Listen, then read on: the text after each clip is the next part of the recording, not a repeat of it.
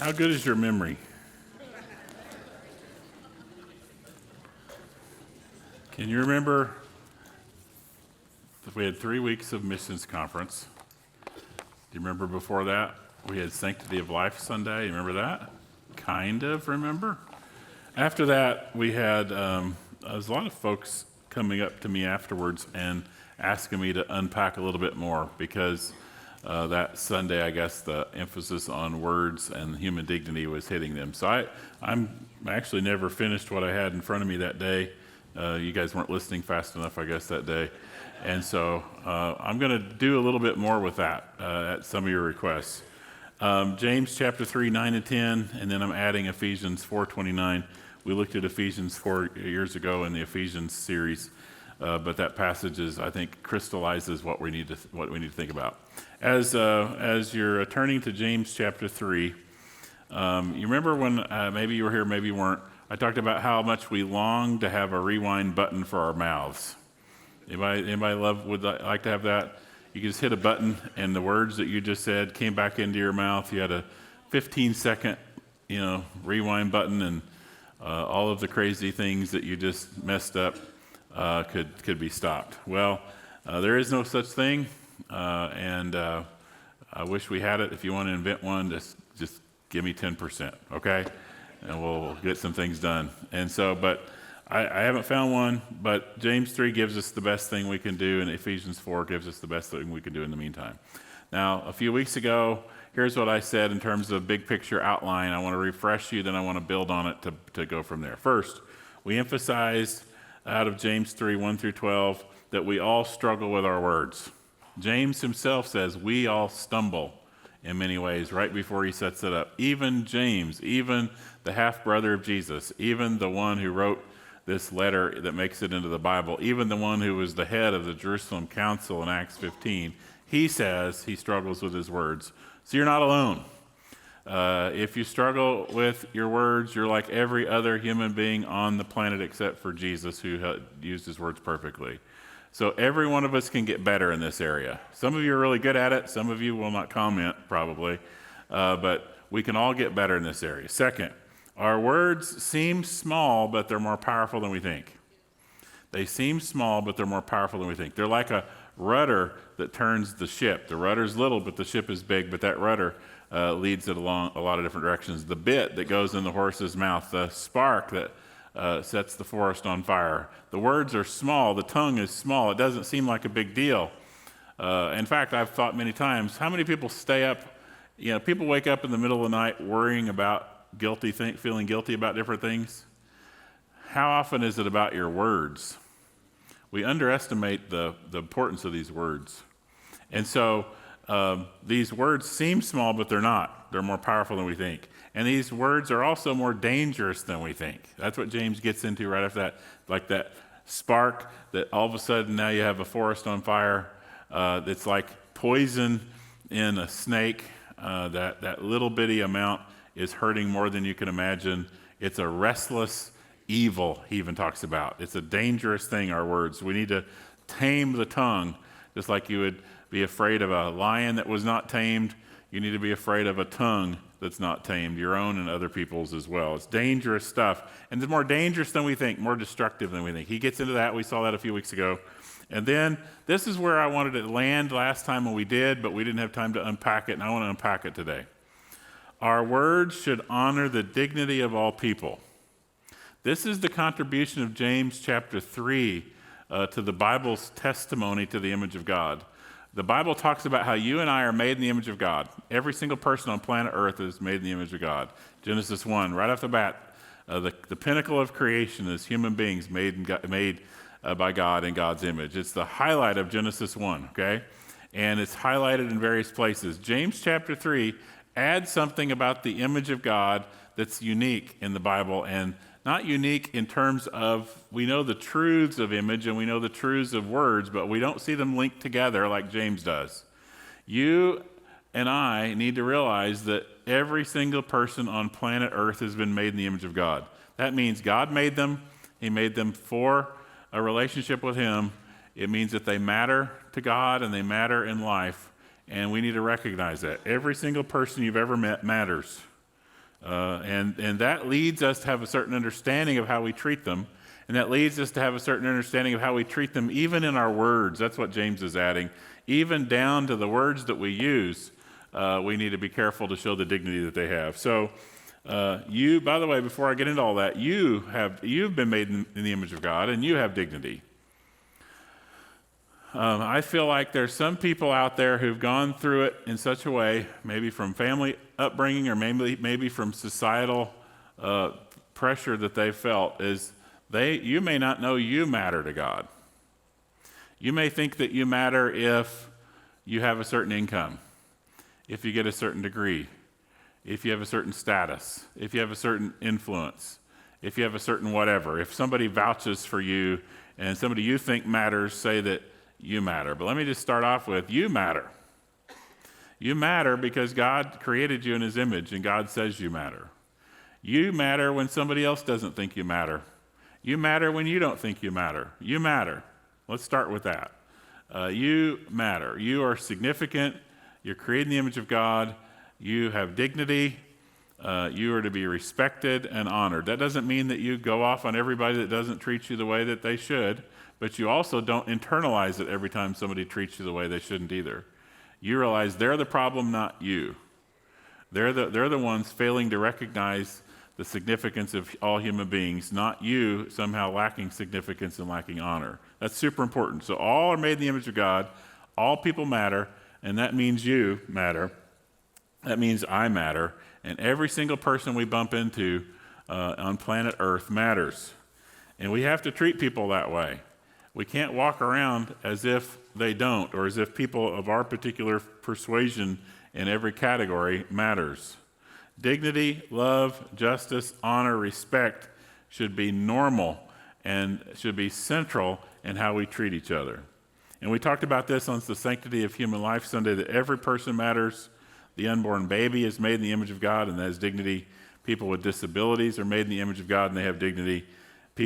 Every single person in every nursing home is made in the image of God and they have dignity.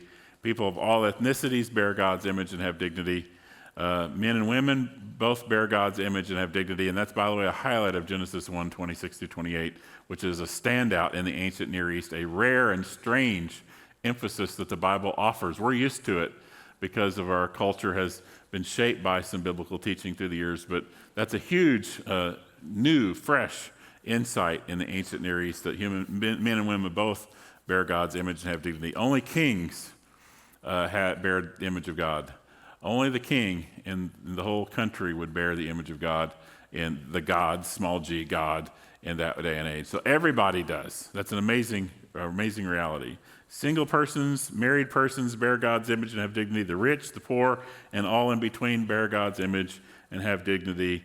Even Boston Red Sox fans bear God's image and have dignity, okay? Or whoever you don't like, okay? So that means the Bible emphasizes, therefore, murder is sin because God made folks. You didn't. They matter to him. You don't get to take their life. That doesn't mean governments don't have laws and governments don't have certain responsibilities, Romans 13, but you don't individually have that freedom. Abortion is sin. God made these unborn babies in his image. They matter to God. We need to do our best to protect them. Racism is sin. It disregards and hurts people made in God's image. Sexual abuse is sin. It disregards and hurts people made in God's image. And even slander, according to James 3, even slander is sin. And so slander is sin. Why? Because it puts people down who are made in God's image, that matter to God. It puts people down who have dignity, who have worth. Talking down people who God has elevated is missing the point, okay? Trying to belittle people that God has considered, has given dignity to is going the opposite. So the sanctity of life means that all people are sacred. All people are holy. That's the idea. It doesn't mean functionally doesn't mean we're not sinners. We sin and we're unholy in that sense. But we've been created distinct, consecrated, separated toward God, and we've been made in his image and in the right way, not in any way negative. Sin enters and disrupts it, but we have still been made originally holy. Now we're obviously sinners by nature and by choice. So What we want to see from that, and what I didn't really have time to unpack, is therefore, let's display the sanctity of life in our words. We say we believe that life is sacred, and we do, but let's display it in how we treat people. Let's display it in our words. Let's not just think theologically that people have dignity, but let's treat people with dignity in the very words that come out of our mouth. That's what James is saying, and I want to unpack it a bit from also Ephesians chapter 4, verse 29, which beautifully summarizes, if you're trying to work through things like this in your life, Ephesians 4:29, you'll hear me refer to it from time to time, because it's just like the quintessential, simple, jam-packed verse that addresses these things, okay? And it says this, let no corrupting talk come out of your mouths, but only such that is good for building up, as fits the occasion, that it may give grace to those who hear. So let's apply James 3, 9, and 10 and Ephesians 4:29 together and see what we can find about how we can get better in this area. Number one, let's display the sanctity of life through what we don't speak. Look at verse 29. Let no corrupting talk come out of your mouths. Let's start with it. Let no, not some. God's not saying he wants to grade on a curve here. Let no corrupting talk. Corrupting, that which hurts, that which contaminates, that which destroys, that which tears down, that which belittles, something like that, okay? Let no corrupting talk, words, speech, let no corrupting talk come out of our mouths. So if we're going to display that people matter to God and to us, it's going to start with what we don't say. We're not going to say some things. We're not going to put people down in a way that hurts them. We're not going to tear down. We're going to build up. And we realize that our heart is the source of our ideas, and the heart is the source of our words. So don't get the impression that this passage is simply saying, just work on what comes right out here. What we have to do is do the work in here and do the work here both. Does that make sense? The internal leads to the external. What you feel turns out to be what you say. What you believe turns out to be what you say and what you do. So you've got to work on the inside. You actually have to not only have it in your theology statement that all people are made in the image of God and matter to God, you have to have it in your heart. It has to hit you. This is a valuable reality that we believe in. So everything you think and everything that you feel is not perfect yet. Any amens there? At least your neighbor's surely isn't perfect yet. Everything you think is not correct yet, and everything you feel is not correct yet. Not that it's all wrong, but it's not all right either. And therefore, in the meantime, that means you have to filter your words. Until heaven, in heaven one day, when your heart is completely correct, and you're right with God and right with people, and everything you've been completely glorified and right, then until then, though, you've got to have a filter. Not a muzzle, but a filter. There are people trying to muzzle you. Don't do that. But you need to have a filter. It's very important. And so what's coming out of our heart shows up in words. One friend of mine from Louisiana, he actually taught Greek years ago. I had him for Greek. By the way, it's hard to understand what he said in English, let alone try to understand Greek from somebody. But he said stuff like this: what's down in the well comes up in the bucket. Okay, does anybody understand what that means? I don't know. Now, what's down in the well comes up in the bucket. So our heart flows out into words, and we have to be careful with what we say. So one friend puts it this way: say it in your head before you say it out loud. Anybody learned that before? Say it in your head before you say it out loud. That's a very, very good piece of advice that resonates with the Bible's teaching. It buys you a little bit of time, by the way, too, because your brain has to actually stop. You actually have a shot at maybe getting some emotion under control, and you can say it in your head before you say it out loud. Does this sound right? Is this helpful? We'll get into the details in a minute, but be careful. Don't let certain things come out of your mouth. Now, you and I live in a moment in time where our use of words is more powerful than ever before. And they can be more used for good better than ever before, and they can be used for bad more than ever before. Years ago, if you said something you shouldn't have said, if you said something bad about someone or bad about something, your parents knew, your brother knew, your sister knew, your buddy knew, somebody you went to work with knew, and that's about it. Pretty well, nobody else really was sure what you said. It was just they heard some version through the grapevine of what you said, but they didn't actually know what you said, and they weren't sure what you said. Now, with a little post on one of these little doodads right here, you have a shot at saying stupid things for the world to hear. It's a dangerous moment because used to you'd had to, had to actually write it down, put it in the mail to send it to somebody not near you. You'd have to go drive and talk to somebody and say it. You'd have to get on the phone later in time and say it. You couldn't just say everything you thought the moment that you thought it for the world to hear. So just think about both the benefit of that, the blessing of that, and also the dangers of that.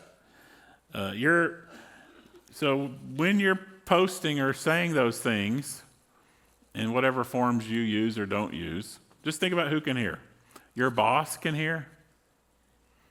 Your future boss can read it, or frankly, your lack of a future boss can read it. Somebody doesn't know you, they're going to look you up and they're going to check out what is this person about, and they look at your social media, what do they learn about you? They might learn not to hire you, right? You've got your parents can see it, your friends can see it, your kids can see it, your pastor can see it, though I don't have time in my life to throw my life away looking at all that stuff, so I won't see it. I won't know that you said it unless somebody lets me know somehow, and those folks I don't tend to listen to. So I probably won't see it. You're probably safe there because I don't have time to burn, but I could, I guess. The person you shared the gospel with last month can see it. Your neighbor who you've been praying for and praying for an open door to share the gospel with, they can see it. Crazy, isn't it? It's an amazing privilege and amazing danger. Be careful. Be careful. Everything you say is quotable forever, even if you deleted it. Also, let me add a couple things. Be general. Sometimes there's things out there to sign, different petitions for events, and I tend not to be a signer. Some of you are, it's okay, I'm not. But for me, I don't tend to be for multiple reasons. One of the reasons is nobody remembers the exact moment in which you signed it. The moment that whatever comes across your desk, that might make perfect sense. It might be the perfect sentence or paragraph or page on that issue in culture. But then 5 days later, something stupid happens that makes it turn a bit. Does that make any sense? It's weird.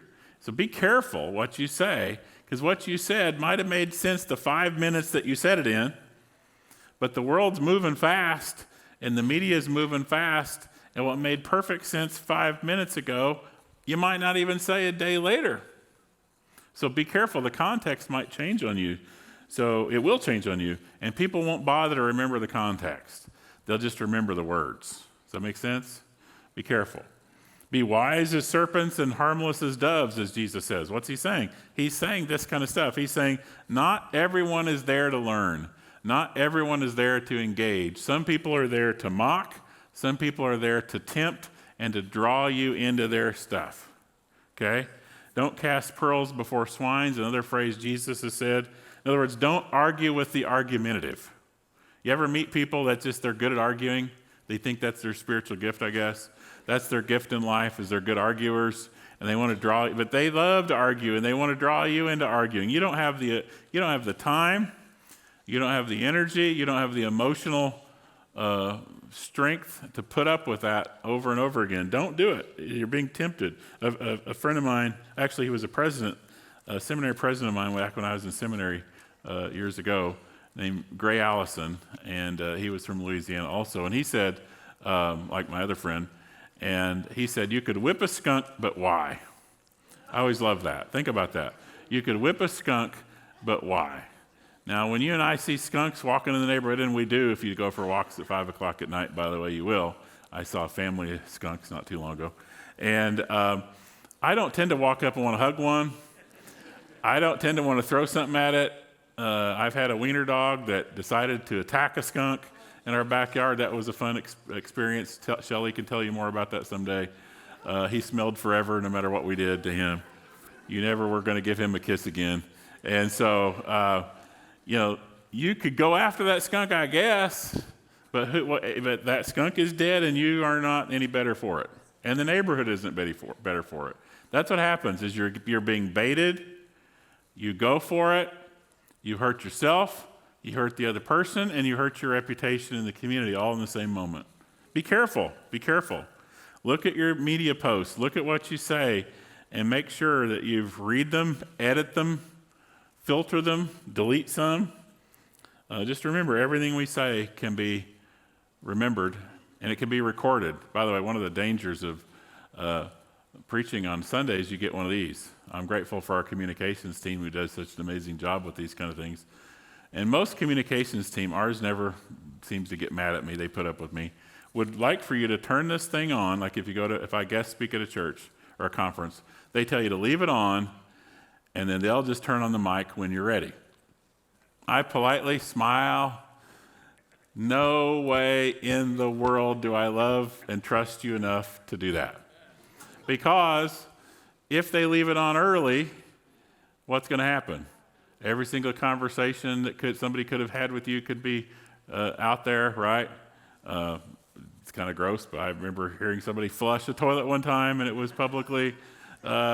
Everybody got to hear it. Or somebody's telling you a story about somebody dying, and they're sad, and they're telling you, and somebody can hear it. That's just not what you want, right? But in some ways, this has been good for me to live with this thing every week for however many years, because I have to live as if this is on. In my day-to-day life, I've just learned to just assume assume I'm mic'd. Assume that everything in every word I say is quotable. In context, hopefully it makes sense, but even out of context, it could be bad. Be careful. Assume everything can be recorded.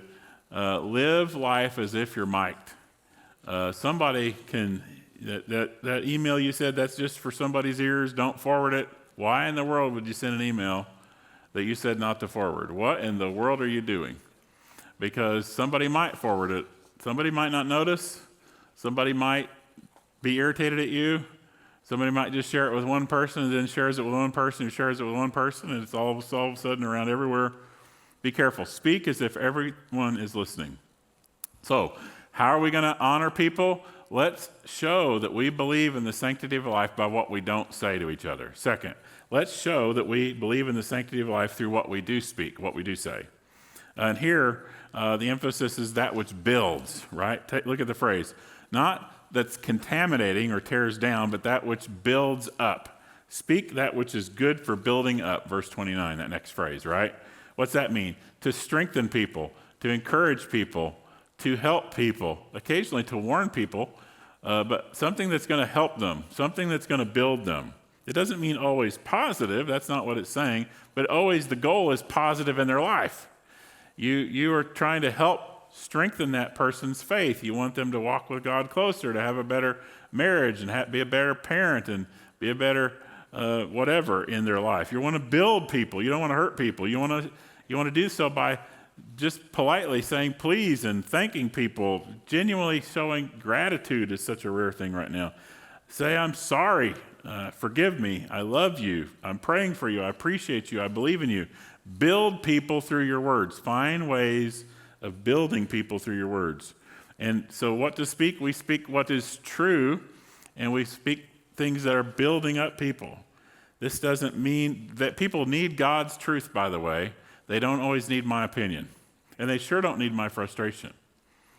They need God's truth. But are people going to hear God's truth if half of the time they're hearing just my opinion and my frustration? Or will I accidentally minimize the impact of those words by putting these other words that may not just counteract it, but might even hurt them? Does that make sense?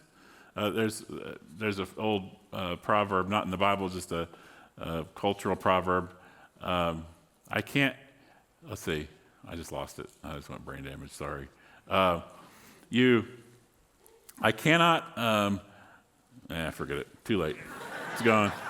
I'll hit it later. We will not be noticed. Our behavior is going to outshine our words at times, and our use of words and the priorities that we place on our words, it's going to make people not listen. Think of it this way. If you're in healthcare or you've been to the hospital and ER, you can go for various reasons. So you may have gotten there before everybody else. You've done all your paperwork, and you've got something wrong with your toe, and then somebody else comes in and has just had a heart attack. You were there first, but you're going to get seen last, right? And good, and rightly so. That's because they're thinking, right? Because you can survive your stubbed toe, and that person may or may not survive their heart attack. So there's a triage that they're looking at. Well, in terms of as you use your words, I think this triage is important for you. What is so important you need to speak? What is so crucial to the Christian faith and to your own life that you should speak on it and not hold back in that way? You should do it well, but you should speak. And then what isn't? And then what's just absolutely not important anyway that you're talking about? Be careful that you don't overshadow the central with the peripheral and accidentally make people not listen to you when it really matters, right? It's that person who, tries fire, so to speak, metaphorically, when there really isn't a fire. They're saying something too many times in a row that at some point you don't actually believe them anymore. Well, if somebody's saying their opinion loud in all font, all caps, all bold, all exclamation points on every topic known to mankind, and then they're trying to tell you about Jesus, the next post, I don't know, I have trouble buying it. Does that make sense? So let alone a person that doesn't know Jesus yet, how's that going to help them? So be careful. Triage what you talk about in your mind. Is this really important? Is this moderately important? Or is this just my opinion and my frustration? So display the sanctity of life through what we don't say, through what we do say, and also through when we say it. Look at verse 29. When to speak, as fits the occasion. What a great way of saying it. You speak as fits the occasion, when it's wise, when it's helpful, when it would actually help, right? You not only want to try to build up through your words, but you want to actually speak when it actually does build people. And there's times that it doesn't. Have you noticed? Timing matters. The right words to the right person by the right person at the wrong time still doesn't work. The timing matters. So don't just get it off your chest. That's almost always the wrong time to say it. When you're so frustrated you think it has to come out, that's exactly when not to say it. Don't just cross it off your list. Have you done the internal work necessary to drain yourself of all pride, the need to be right, the need to win, the need to put somebody in their place? Do not speak if in your heart you want to put somebody in their place. It will not help. As fits the occasion, when it actually helps, when it's suitable, when it actually will build. Can you say it humbly yet? Can they hear it yet? By the way, this is important. Sometimes you're ready, but they're not. You've worked through all these things in your heart, and you are able to say it, but maybe they're not yet ready to hear it. So you got to process that. This communication's got multiple people involved. Your side is not enough. The other person is part of this process. So have you thought about them? Is this the right moment for them? Can they hear it right now? What's their situation? Teachable moments. That's certainly true, isn't it? Isn't it certain times and you can almost say everything to somebody, and there's other times you can't say anything to somebody that's not going to hurt them? And you've got to sort of recognize why that is and when that is. So James 1:19 says, "Be quick to listen, slow to speak, and slow to anger, because human anger does not produce God's righteousness." Be quick to listen, Slow to speak and slow to anger. Why? Because anger doesn't produce righteousness. Anger doesn't produce justice. We're in a society right now that's trying to argue their sides out of anger more than they're arguing their sides out of love and truth and carefulness. But human anger will not produce righteousness. Human anger will not produce justice. Being quick to listen, being slow to speak, and slow to anger, now we have a shot at getting it right. We still might mess it up, but at least we have a shot at getting it right. So people matter so much that we think carefully about not only what not to say and what to say, but when to say it. And then here, Ephesians also adds that it may give grace to those who hear. So we want to display the sanctity of life through why we speak, that it may give grace to those who hear. People matter. We want them to know that they have dignity. We want them to be treated with dignity. So we need to ask ourselves, who are we speaking for anyway? We're speaking for God and for them, not just for us. This is our fundamental mistake, is we think that our words are simply a form of expression. They are a form of expression, just like art can be and all kinds of things can be. But your words are not simply a form of expression, they're a form of blessing. God's saying, give grace to those who hear. Your words are able to be used by God to bless people in your life. They're used by God to encourage the discouraged, to comfort the broken, right?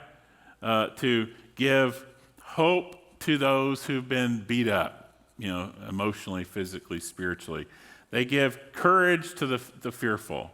Your words have the chance of inspiring the faith and the hope and the love of the person you're talking to.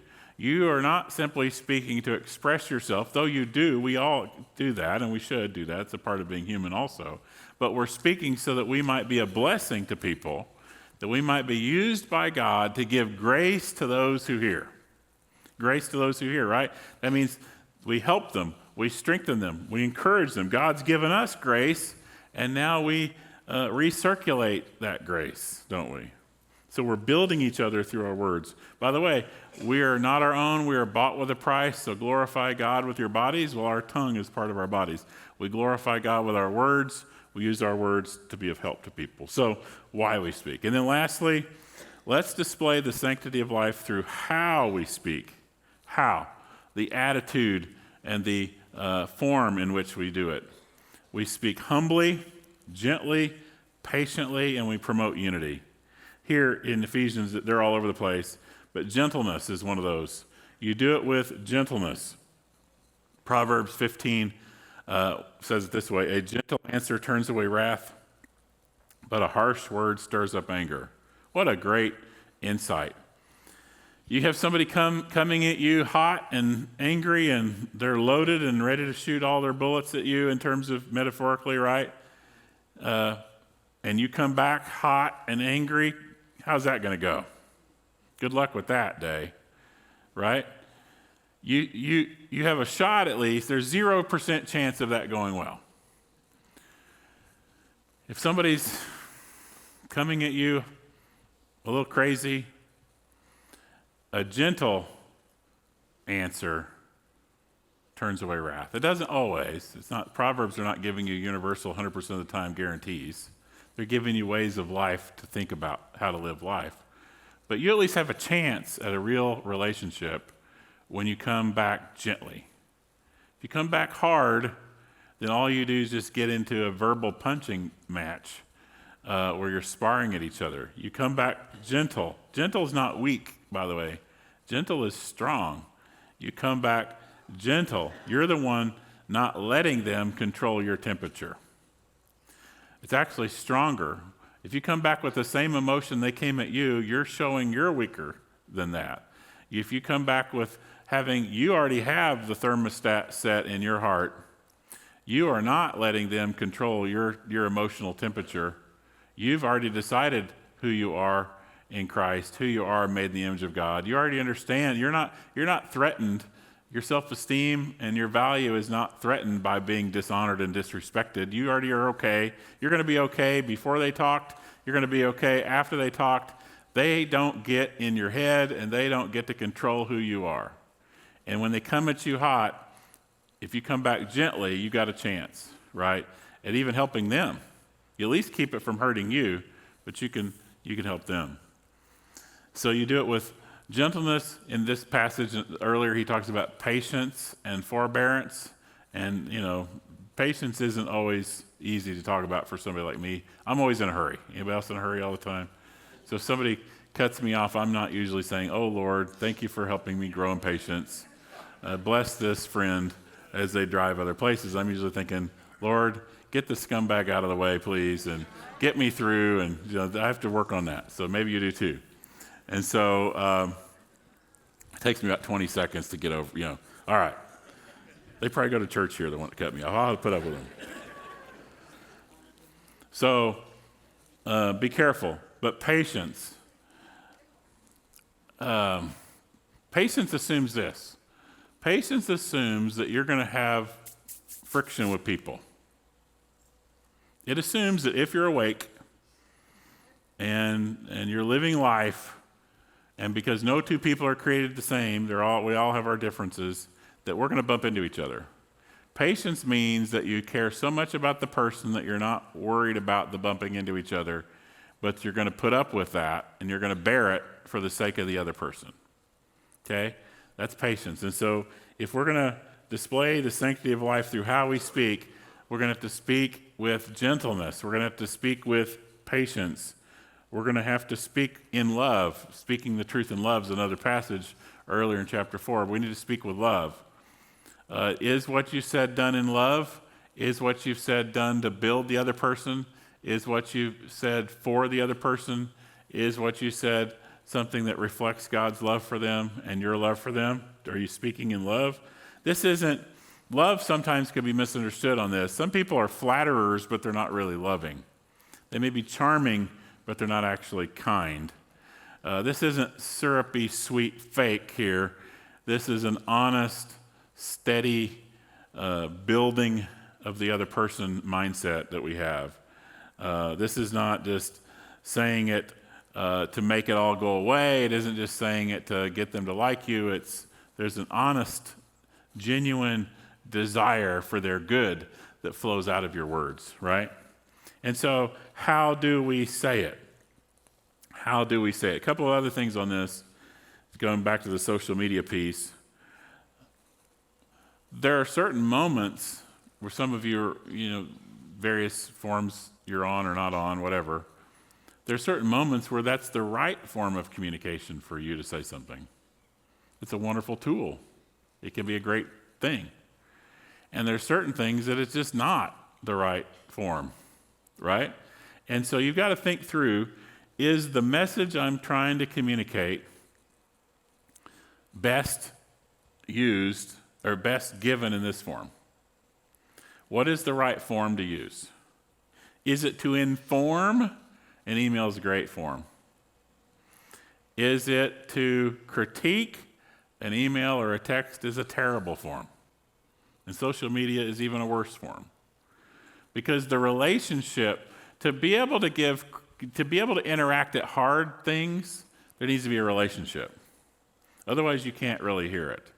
And when there's no relationship, or when the relationship is marginal, or maybe at that moment it feels marginal to people, then you can't say as much as you can say when there's trust and good faith and confidence in that relationship, right? And so you've got to find the way of saying it matches the goal and the relationship and the health of that relationship of the particular moment in time that you're using. So don't raise your hands on me, but have you ever tried to sort of say something that was a little hard in an email? You can do all the say something nice on the front end and say something nice on the back end you want, and you can do all of the making it perfectly worded all day long that you want, but somehow it will be heard wrongly because it came through an email versus face-to-face. They see your smile, hopefully. They hear the tone of your voice, and the vast majority of communication is nonverbal, and they can see that you're for them, and then they can often, maybe not, but sometimes they can hear what's going on from there. It's framing it. So be careful use the right form of communicating to get the ideas across, okay? And I've used this analogy in the past, but I want you to think about it in light of words. So one of the highlights of my life was to get to hold Chelsea, just be Chelsea's daddy, okay? And to get to hold Chelsea when she was a little baby. And I had a certain blue recliner, and Shelly would always be trying to say, no, it's her nap time, put her down. I'm like, I'm not putting her down. This is the best part of my day. So I held her like a little football in my arm a certain way, and I was always trying to make sure my hands were soft. You know, I'm not a big tools guy, but I still have all kinds of calluses and dry hands and stuff like that. So a guy like me can't stand lotion. It's like torture for me, by the way, to put lotion on. Shelly loves lotion. I hate lotion. But for Chelsea, holding a baby, I'll put whatever lotion I got to put on to be the softest that I can, right? Why? She matters, right? She matters. And everybody would use of their own child, they are precious. They use different words when they're teenagers, but they're precious, right? And so every child is precious, okay? Well, you and I are dealing with somebody else's kid, and yeah, they're 50-something now or 60-something now, and they sure don't look precious to you, but they still are made in the image of God. They still matter to God. They still have dignity. They still have worth, and you and I need to use our words in their lives as we live life in such a way that has the same gentleness, the same kindness, the same velvet touch, so to speak, as we do with our own child, right? This is somebody else's kid. Yeah, they're bugging you. Yes, they're driving you crazy. Yes, they shouldn't have said all that they just said, but this person matters. This person is worthy of your carefulness in your words. Amen? And so as we are bombarded with anger in our world, and the Bible says you can get angry and be righteous, but very few do for long. Most people, it turns on them. Be careful not to display that anger through your words, but display that you genuinely do value people. You want to be a blessing to people. You want to give grace to those who hear. You want people to feel that, sense that, and believe and know that they matter to God. And they are just seeing that they matter to God because they matter so much to you. Amen? Amen. Let's stand and pray.